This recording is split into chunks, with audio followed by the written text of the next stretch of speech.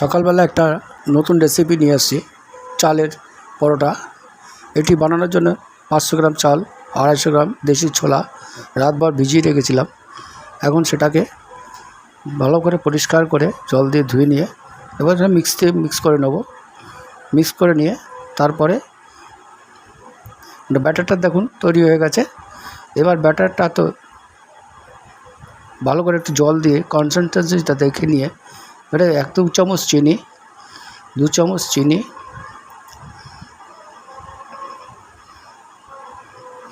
এবং স্বাদ মতো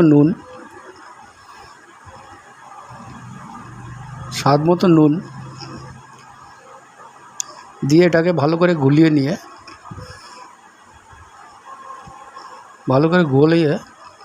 যাতে চিনি আর নুনটা ভালো করে মিশে যায় এইভাবে গুলে নিয়ে এবার গ্যাসটা ধরিয়ে নেব।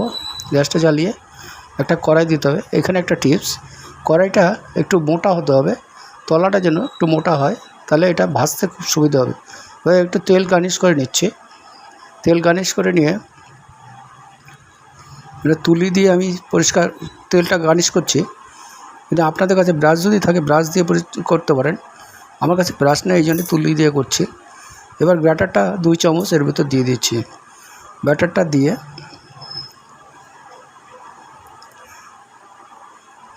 দিয়ে এবার ওটা ধোসার মতো শেপ দিয়ে দেবো।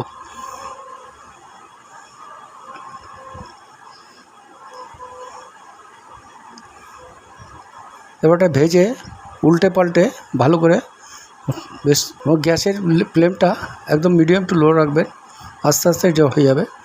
দেখুন সবই আমার ভাজা হয়ে গেছে।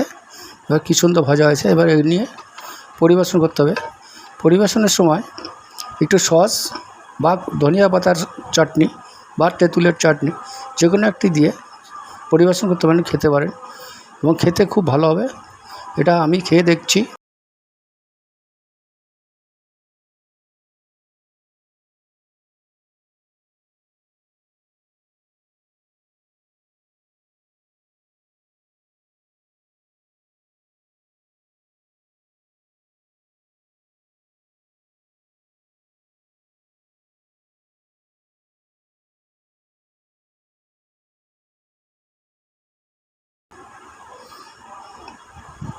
খুব সুন্দর হয়েছে।